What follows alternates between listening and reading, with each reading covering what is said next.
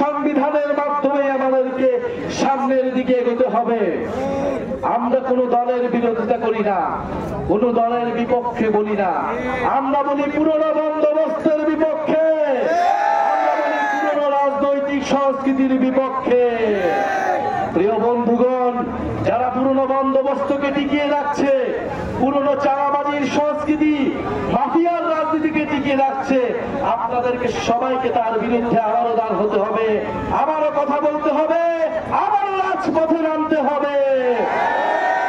বাগেরহাটবাসী, আমরা বলেছি স্পষ্টভাবে, এই গণঅভ্যুত্থানের শক্তি, এই তরুণ প্রজন্ম কোন নির্বাচনী ভাগ বাটোয়ারায় বিশ্বাস করে না। কোন নির্বাচনী ভাগ বাটোয়ারায় তারা পুরনো বন্দোবস্তের সাথে আপোষ করবে না। আমরা বলেছি রাষ্ট্র সংস্কার এবং দেশ পুনর্গঠন করতে হবে। রাষ্ট্র সংস্কার এবং দেশ পুনর্গঠনের জন্য দরজা খোলা রয়েছে।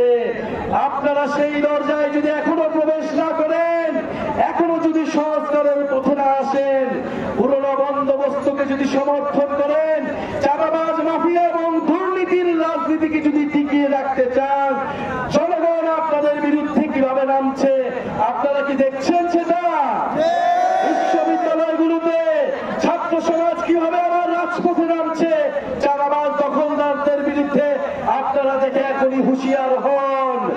এখনো সময় আছে। যারা মাফিয়া সিস্টেমকে টিকিয়ে রাখতে চায়, দুর্নীতিকে টিকিয়ে রাখতে চায়, জনগণ কোনোভাবেই তাদেরকে আর মেনে নেবে না। বাগেরহাটে কি চাঁদাবাজি কমেছে? দখলদারিত্ব কমেছে? আমাদের শহীদ ভাইয়েরা কি এই জন্য জীবন দিয়েছিল? এই সিস্টেমকে বদলাতে হবে, শুধু দল বদলাইলেই হবে না। আমরা এই সিস্টেমের বিরুদ্ধে কথা বলছি।